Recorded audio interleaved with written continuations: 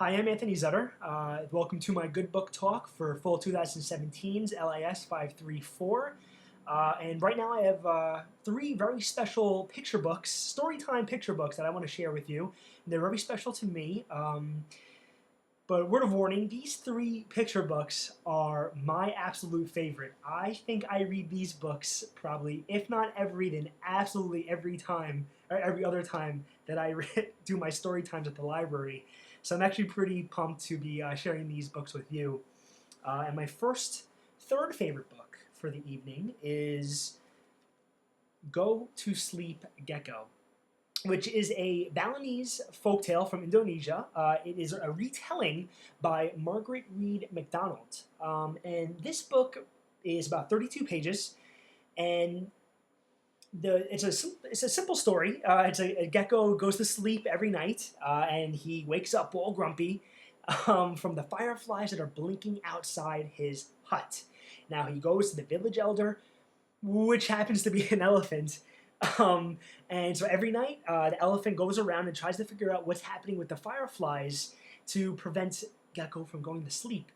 And it's a huge hit with the kids because at one point there's a mention of buffalo poop in the story. The kids go crazy for it.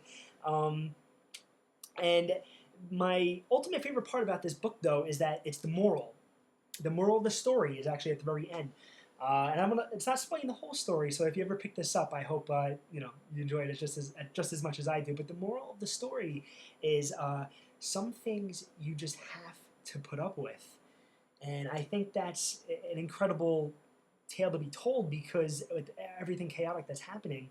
So this is an absolute staple of my story times at the library.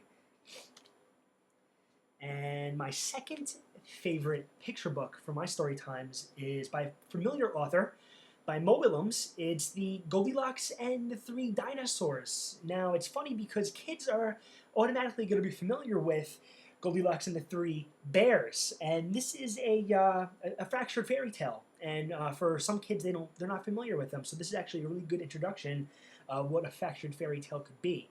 And with this book, obviously instead of bears, it's dinosaurs. But my favorite part is the baby bear equivalent is a baby dinosaur. Let me rephrase, a Norwegian baby dinosaur. And it's hilarious, all the equivalencies between the bears and the dinosaurs. And the main setup for these dinosaurs is they're trying to trap little children to end up eating them. And it's really funny. It's really silly. I recommend this to everyone. And again, there's a really good moral of the story to this book. And it is simply, if you ever find yourself in the wrong story, leave.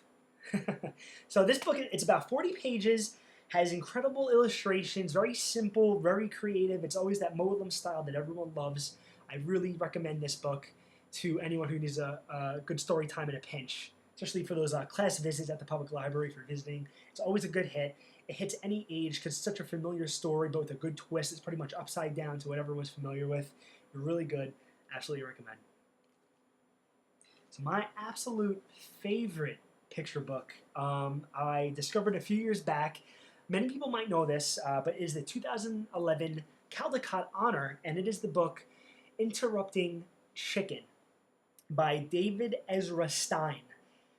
This book has been my absolute favorite for many years now, and I think I read this every time, guiltily every story time at the library, where it's legitimately become a classic at the library. And if I don't read this by chance, kids are asking me to, so it's actually pretty funny.